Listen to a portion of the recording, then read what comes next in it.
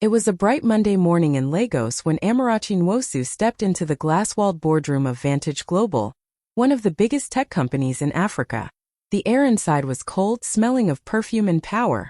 Her palms were slightly sweaty as she clutched her folder, the same folder that carried her dreams, her CV, and years of hard work. She had practiced her answers all night, repeating them softly in her tiny Yaba apartment, trying to make her English sound perfect. But no matter how much she tried, her Igbo accent always came through.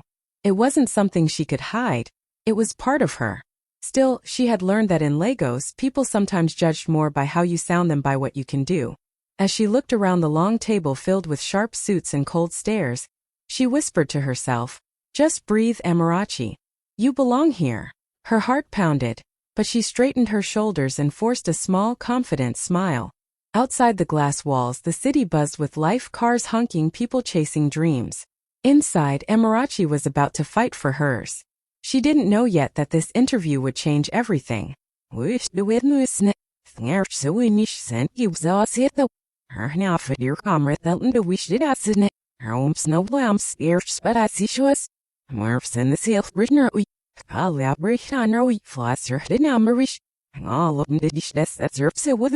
Snach bajloi fruit.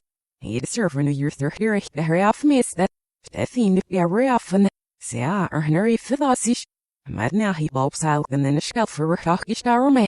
And he keeps naked me asked it such dirt or reveals. Obvious that sarcasnish can eat skull at zero and the onion nester. Snatch out rather fitty when it's doing her fight off bish. Do I have a sniff it and while on. Snarch stay out clear silver. I had a stream of her freaking it. Maar zit die luchtrom, en hij gaat niet haar bom zitten. En hij was het zwie verwischt naar mijn lips.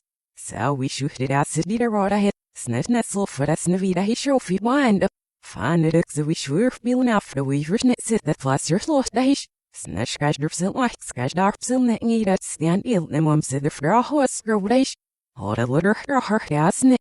Floors niks over maakt ze er heel am spectjes. Snel van de disje. Sashner and his neck be not geld file loaded liver. We're vetter his army. Serpy brother spill foot in nester. He'll out look ash met voice. Still even more see shells nazish. Tharps her nutter soon it ass if still else nealer than. He'locks if the worm skill which nish gizzard greenwish did vino. Cab nilams for that's it. He that's the fussy over. He'll elf bessish. And now we're writing in home book. Fish more when they share net either feed or rodish. I'm snow with the one I but the deer wolf Betsy star my zenus. As the questions began, Amarachi felt a little more confident. She opened her folder, looked at the panel, and started explaining her experience in software development. Her voice was calm, clear, and full of purpose. She spoke about the app she had built for rural schools, a project that helped hundreds of children learn, even without internet access. For a moment, she forgot her fear. She spoke from the heart, with passion in every word. But before she could finish, one of the interviewers interrupted her with a mocking grin. "Sorry, can you repeat that?" he said, tilting his head like he was struggling to hear. Then he exaggerated her pronunciation, mimicking her accent. The others laughed, not loudly, but just enough for her to hear the quiet cruelty in their voices. Amarachi froze for a second, her heart dropped, and her cheeks burned with embarrassment. She wanted the ground to open and swallow her. For a moment, she thought about just saying thank you and leaving the room. But then she remembered all the sacrifices that brought her here. Her mother's prayers, her late nights coding on an old laptop, her dream of proving that brilliance doesn't come with a fancy accent. So she took a slow breath. "Yes," she said softly, forcing a smile. "I'll explain again." Her tone was calm, but her eyes carried quiet fire. She repeated herself, this time even clearer, walking them through her project's design, the impact it had made, and the data behind it. The laughter died down. Even the man who mocked her stopped smiling as she spoke with confidence and precision. Her words carried strength, not the kind that shouts, but the kind that commands respect without asking for it. Inside, Amarachi told herself, they can laugh at my accent, but they can't laugh at my results. And for the first time, one of the panelists looked at her, really looked, not as a joke but as someone worth listening to. Inside, Amarachi took a deep breath and reminded herself, I am not here to impress them with pronunciation. I am here to prove my mind. The laughter still echoed faintly in her ears, but she pushed it aside and focused on why she came. She looked straight at the panel, her voice steady this time. My last project focused on bringing digital learning tools to rural schools that don't have internet access, she began. Her tone was respectful but confident. We created offline software that allowed students to learn coding, math, and science, even without Wi-Fi. The room went quiet. She could feel their eyes on her now, not mocking but curious. She continued, explaining how she led a small team of volunteers, how they worked from her friend's living room, and how their software had reached over 3,000 students in remote communities across Nigeria. It wasn't easy, she said softly. Sometimes we coded with candlelight because the power kept going off, but we believed education shouldn't depend on location. For a moment no one moved. Even the man who mocked her earlier shifted uncomfortably in his seat. Edochie noticed it, but she didn't let it distract her. She stayed composed, her hands folded neatly on the table. Deep inside she felt a spark of pride. This was her strength. Not the way she spoke, but the way she thought, the way she built, the way she refused to give up when everyone else did. If they couldn't see her worth through her accent, they would see it through her vision. As she wrapped up her explanation, she caught sight of the quiet older man sitting at the far end of the table. He wasn't laughing. He wasn't judging. He was watching her closely, with a look of quiet respect, as if he saw something the others didn't. Edochie didn't know who he was, but something in his eyes told her that this moment was far from over. When the interview finally ended, Edochie could feel her throat tighten. She had given everything. Every word, every idea, every ounce of confidence she had left. She sat up straight, waiting for a reaction, hoping that maybe, just maybe, someone in the room had seen her worth. But instead, the lead recruiter leaned back in his chair, forced a polite smile and said, "Thank you, Miss Edochie. We'll get back to you." His tone was cold, final, the kind of voice people use when they've already made up their mind. Edochie nodded quietly. "Thank you for your time," she replied softly. She began to gather her things, trying to keep her hands from shaking. The room was silent for a second, until she turned toward the door. That's when she heard one of them whisper just loud enough for her to catch. She should stick to local startups. This is Lagos, not the village. The others chuckled. The sound hit her like a knife. Her chest tightened, her face burned, and for a moment she couldn't breathe. She wanted to turn around and say something, anything, but she didn't. Instead, she lifted her chin slightly, forcing herself to keep walking. As she stepped out of the glass doors, the cool air from the hallway touched her face. She didn't realize she'd been holding her breath until she finally let it out. Her eyes stung, but she refused to cry there. Not in that office. Not in front of people who would take her tears as weakness. When the elevator doors closed behind her, the laughter still echoed in her mind. But underneath the pain, something else began to grow. A quiet strength, a promise to herself. One day, she thought, they will remember this moment, and they will wish they had listened. And as the elevator descended, Edochie didn't know that the quiet man from the corner had been watching her leave, and he wasn't smiling at all.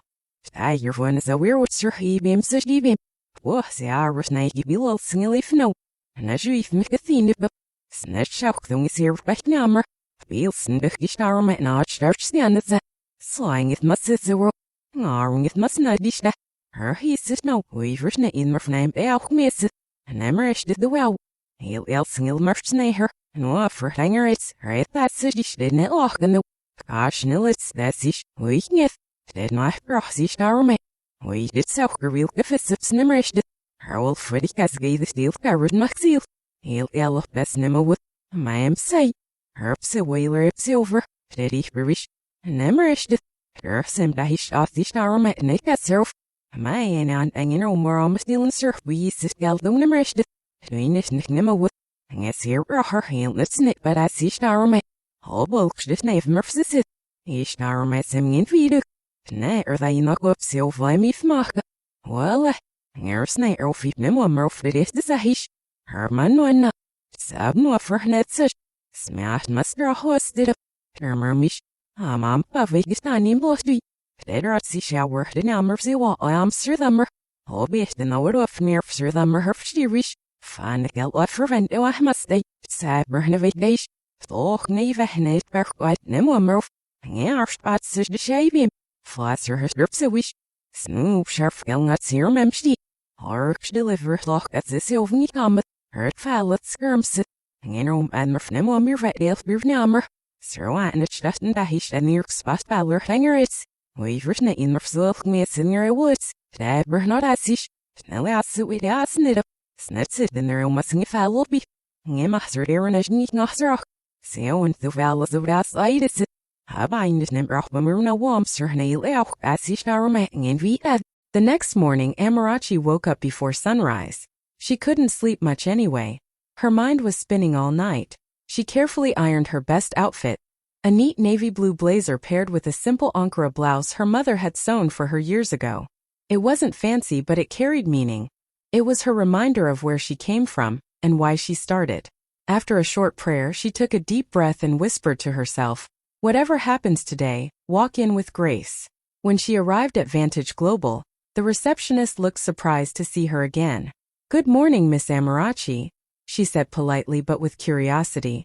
Edochie smiled faintly and replied, "Good morning. I'm here to see the chairman." The words felt unreal even as she said them.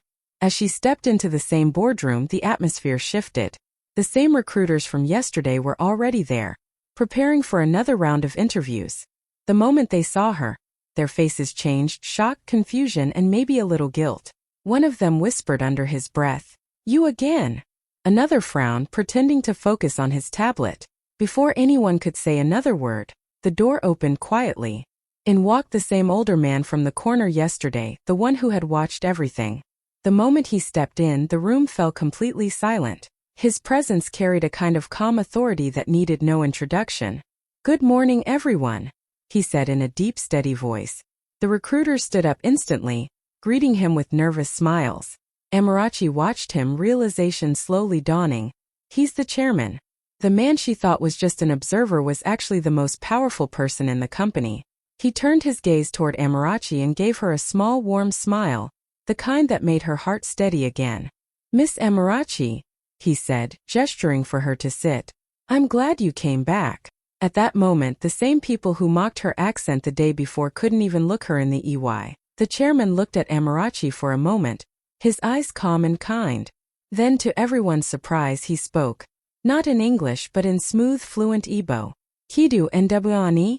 he said gently. "How are you, my child?" The room went completely silent.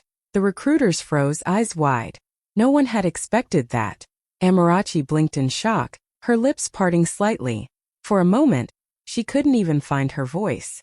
Then slowly, a small smile appeared on her face as she replied softly, "ADEMOYE, sir." "I'm fine, sir." The warmth in her voice carried both surprise and emotion. It was the first time that day she felt truly seen, not as a candidate, not as an accent to be mocked, but as a person. The chairman nodded, smiling proudly. "ADEMOYE," he replied, still in Igbo, meaning that's good. Then he switched back to English, his tone steady but firm. "You know," he said, glancing around the room, "I come from Enugu. I built this company with this same accent. The same one you laughed at yesterday." The words hit like thunder. The recruiters shifted uncomfortably in their seats, avoiding eye contact. A heavy silence filled the room. Edochie could almost hear her own heartbeat. The chairman turned his gaze back to her. "When I heard you speak," he said softly, "I saw myself.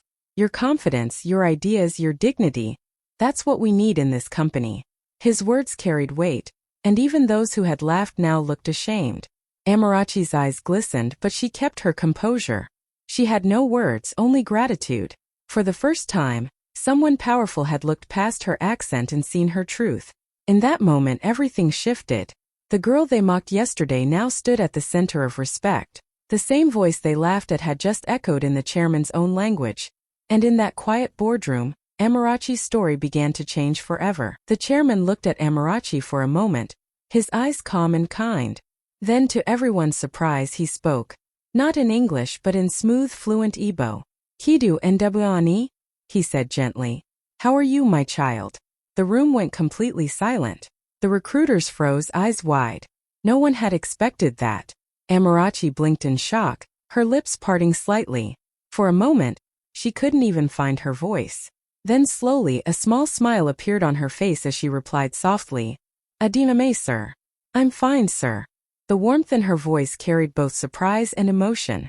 It was the first time that day she felt truly seen, not as a candidate, not as an accent to be mocked, but as a person. The chairman nodded, smiling proudly. "ADEMOYE," he replied, still in Igbo, meaning that's good. Then he switched back to English, his tone steady but firm. "You know," he said, glancing around the room, "I come from Enugu. I built this company with this same accent. The same one you laughed at yesterday." The words hit like thunder. The recruiters shifted uncomfortably in their seats, avoiding eye contact. A heavy silence filled the room. Edochie could almost hear her own heartbeat. The chairman turned his gaze back to her. "When I heard you speak," he said softly, "I saw myself. Your confidence, your ideas, your dignity. That's what we need in this company." His words carried weight, and even those who had laughed now looked ashamed. Edochie's eyes glistened, but she kept her composure. She had no words, only gratitude. For the first time, someone powerful had looked past her accent and seen her truth. In that moment, everything shifted. The girl they mocked yesterday now stood at the center of respect. The same voice they laughed at had just echoed in the chairman's own language. And in that quiet boardroom, Edochie's story began to change forever. The chairman turned slowly to face the panel, his expression calm but serious. The silence in the room was thick. No one dared to move. Then in a firm, clear voice he said, "While you were busy mocking her accent, you failed to hear her ideas. Ideas that could change the future of this company." Every recruiter froze.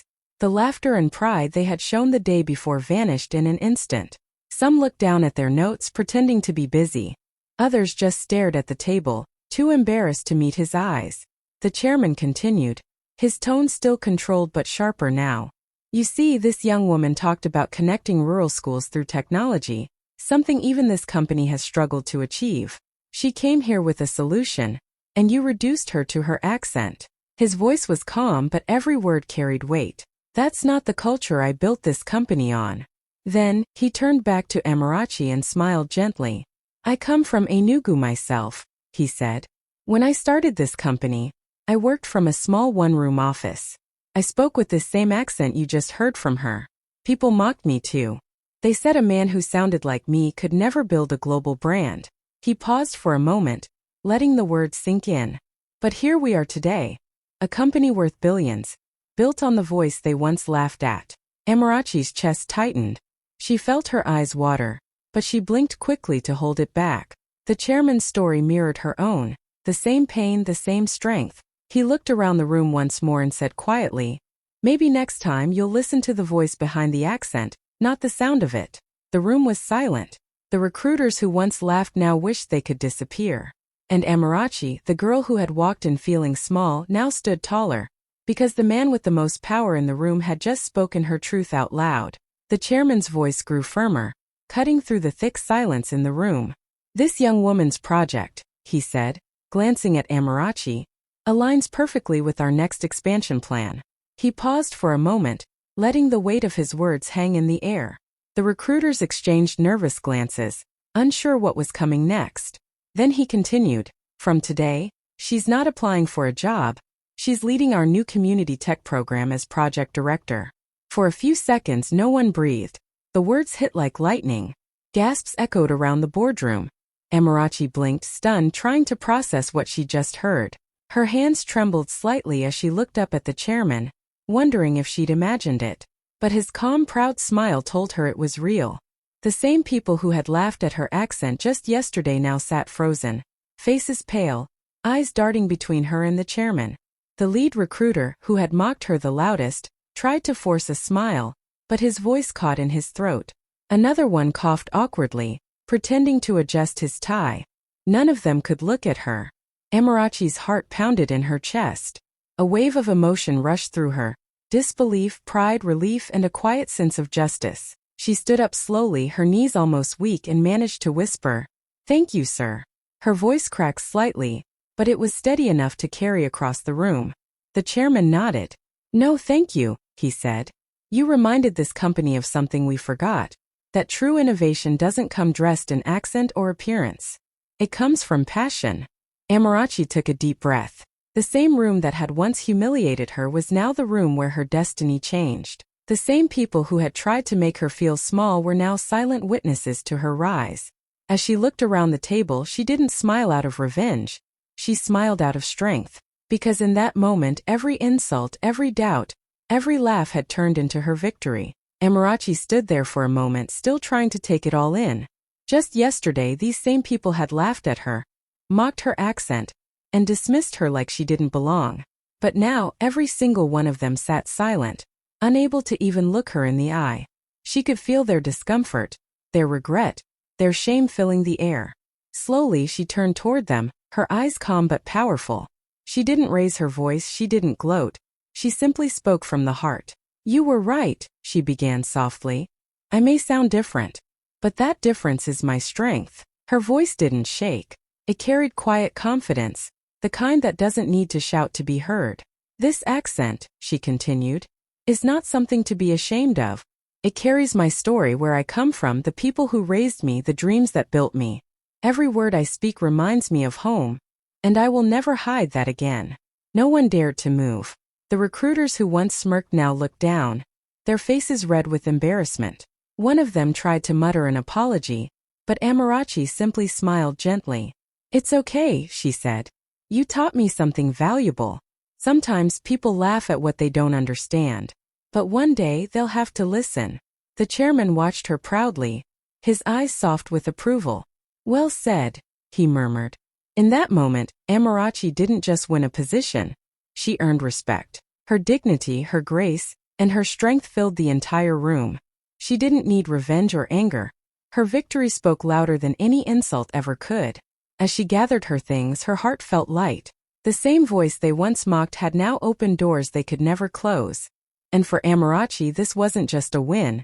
It was proof that staying true to herself was the most powerful answer she could ever give. By afternoon, the whole building was buzzing. Phones pinged, emails popped up, and whispers spread like wildfire through every floor of Vantage Global. The company's official memo had just gone out, and at the top of the message, bold and clear, were the words: "New appointment, Edochie Nwosu, Project Director, Community Tech Expansion. Approved by Chairman Obiora Ease." The moment people read it, the entire office came alive. In the marketing department, someone gasped out loud, "Wait, isn't she the girl they said had the strong accent?" In HR, two staff members exchanged looks, realizing they had just witnessed a moment that would be remembered for years. Some employees smiled, genuinely proud. Others sat in quiet guilt, remembering how they had laughed behind her back the day before. Even the cafeteria was filled with chatter. "The chairman chose her himself?" one person said in disbelief. "He never does that." Another added softly, "Maybe it's time we stop judging people by how they sound." Meanwhile, Edochie sat in her new office, a small but bright corner space overlooking the city. She reread the email, her name shining on the company-wide memo. Her heart swelled with emotion. She remembered every sleepless night, every rejection, every cruel word. And now here she was, not as a rejected applicant but as a leader. She whispered to herself, smiling faintly, "They tried to silence my voice. Now it echoes through their inboxes." Across the building, screens glowed with her name. The woman they once mocked had become the face of the company's future. And in every corner of Vantage Global, people began to see what true strength looked like. It sounded like Edochie Nwosu. The moment couldn't stay hidden for long. Someone from HR, who had secretly recorded the scene in the interview room, uploaded a short clip online that evening. The video showed the exact moment the chairman greeted Edochie and EBO, shocking the entire panel. The caption was simple but powerful. "They mocked her accent until the chairman spoke in it." Within hours, the clip spread like wildfire across social media. By midnight, it had already hit 1 million views. People all over Africa shared it with tears, pride, and admiration. The comments section was flooded.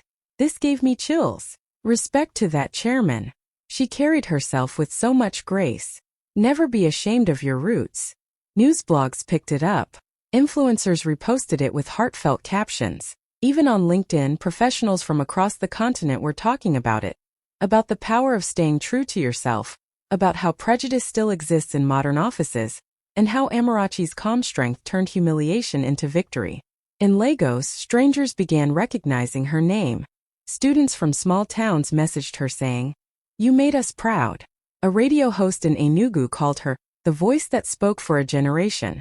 Meanwhile, Amarachi sat quietly at home, scrolling through her phone, overwhelmed by the flood of messages. She wasn't chasing fame, but seeing so many people find courage through her story made her eyes fill with tears. She thought back to that moment in the interview when they laughed at her accent and she smiled. "Maybe God let them mock me," she whispered softly, "so the world could learn through me."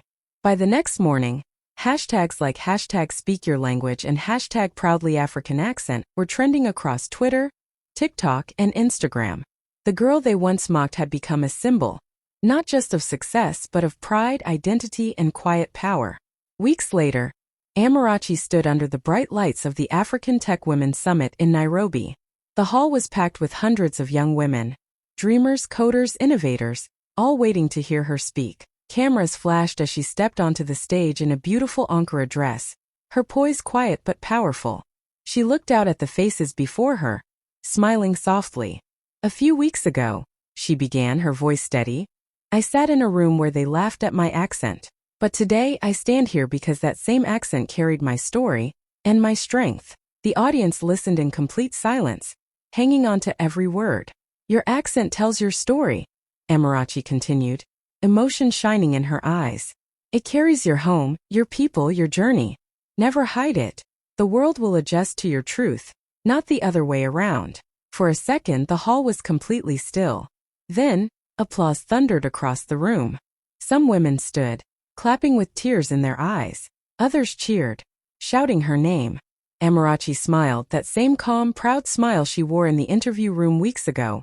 Only now it carried the weight of victory. In that moment, she wasn't just the woman they once mocked. She was the voice of every African girl who had ever been told she wasn't enough, a living reminder that dignity speaks louder than perfection, and that true power begins when you speak with pride.